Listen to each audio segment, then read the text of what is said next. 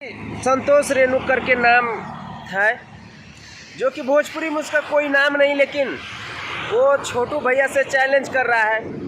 बोल रहा है कि ये वो छोटू भैया उसको लोकेशन भी दिया कि फलने जगह आओ, यानी पूरा एड्रेस दिया, लेकिन वो चूतिए जो है ना, गाँव में औकात नहीं कि छोटू भैया से हाथ मिलाना और पंगा लेना। अगर छोटू भैया से यानी कि पंगा ले रहा है तो सोचिए कि पावर स्टार पवन सिंह का जितना भी फैन है सबसे पंगा ले रहा है।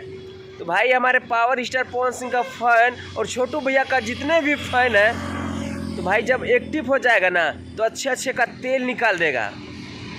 और चैलेंज करने का दूर, तुम ये सपना में मत सोचना कि छोटू भैया से हम चैलेंज कर रहे हैं, तो सोच लो कितना खराब कर रहे हो। कोई शेर से सियार हाथ मिलाता है क्या? कभी नहीं। और छोटू भैया ये शेर है और तुम लोग का बस का बात नहीं कि छोटू भैया से पंगा लो। तो भाई जितने भी हमारे पावर स्टार पवन सिंह और छोटू भैया के जितने भी फैन इस वीडियो को देख रहे हैं, ज़्यादा से ज़्यादा शेयर लगा दीजिएगा।